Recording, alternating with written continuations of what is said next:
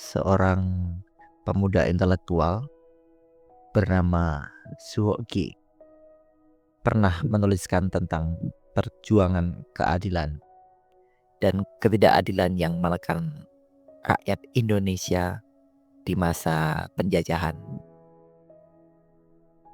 Dalam buku Di Bawah Lentera Merah, ia mengupas salah satu bab penting dalam sejarah Indonesia, yaitu lahirnya gerakan sosialis di Semarang, Jawa Tengah.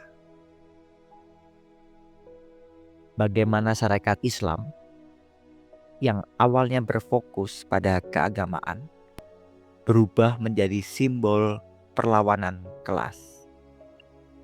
Dan apa yang membuat tahun-tahun awal abad ke-20 begitu menentukan?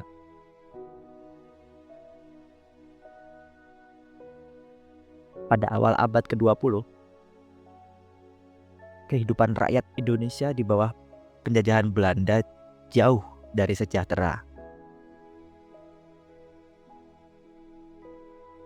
Sistem agraria yang diubah oleh pemerintah kolonial membuat tanah-tanah petani kecil disewakan kepada pengusaha perkebunan. Hasilnya, sawah-sawah berubah menjadi ladang tebu, sementara para petani menjadi buruh di tanah mereka sendiri. Ketika populasi meningkat dan teknologi mulai diperkenalkan, ketimpangan sosial justru semakin terasa. Perbaikan yang dijanjikan kolonialisme hanya dinikmati oleh segelintir orang.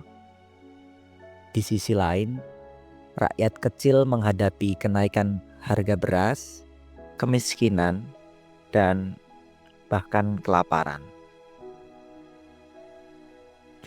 Di tengah kesulitan ini, wabah pes melanda Semarang, yaitu pada tahun 1917. Dengan perumahan rakyat yang sempit, kotor, dan tanpa sanitasi yang layak, penyakit ini menyebar seperti api. Sayangnya, solusi pemerintah kolonial justru memperburuk keadaan. Rumah-rumah rakyat dibongkar paksa, dan mereka diberi waktu hanya 8 hari untuk pindah.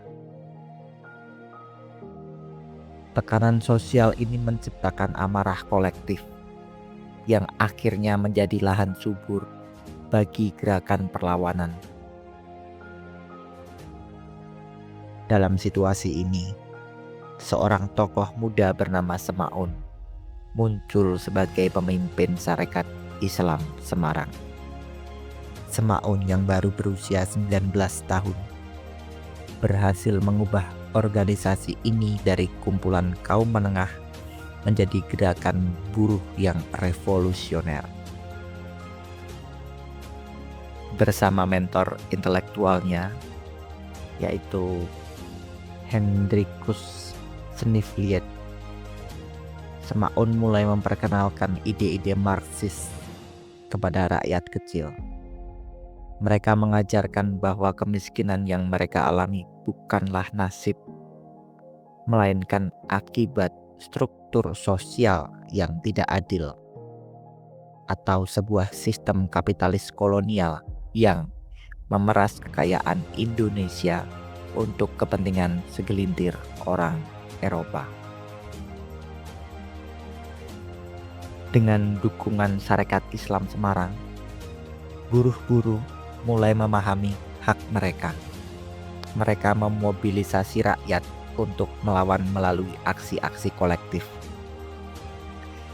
Salah satu strategi utama Syarikat Islam Semarang adalah pemogokan buruh. Dalam sebuah insiden pada tahun 1917, para buruh sebuah pabrik mebel menuntut jam kerja dikurangi dari 8,5 jam menjadi 8 jam, pembayaran gaji selama mogok, dan pesangon untuk buruh yang dipecat. Dalam waktu 5 hari, pemogokan tersebut berhasil. Tuntutan mereka dikabulkan. Dan ini menjadi awal dari serangkaian kemenangan kecil bagi kaum buruh. Namun, perjuangan ini tidak hanya berhenti di buruh. Syarikat Islam juga menentang kebijakan-kebijakan kolonial seperti pembentukan Volksraad, Dewan Perwakilan yang dianggap hanya menjadi alat pemerintah Belanda. Semaun dan rekan-rekannya mengkritik habis-habisan Volksraad, menyebutnya sebagai Dewan Rakyat yang tidak berguna bagi rakyat. Dalam tulisannya, Suhogi tidak hanya menceritakan sejarah, tetapi juga memberikan kita refleksi tentang perjuangan sosial di masa lalu.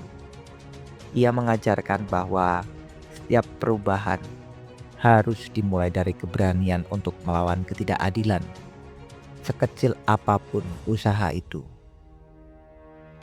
Pertanyaannya sekarang, apakah masalah-masalah yang mereka hadapi di masa lalu masih relevan hari ini? Apakah kita masih hidup dalam struktur yang tidak adil? Dan seperti Syarikat Islam Semarang, apa yang bisa kita lakukan untuk membuat perubahan? Kalau kata Suhogi, hanya ada dua pilihan, menjadi apatis atau mengikuti arus. Tetapi aku memilih untuk melawan. Oke, segitu yang bisa aku ceritakan ke kawan-kawan. Jika kawan-kawan ingin lebih detail dan lengkap, pastinya kawan-kawan harus baca sendiri buku ini secara keseluruhan. Terima kasih sudah menyimak. Sampai jumpa di video berikutnya.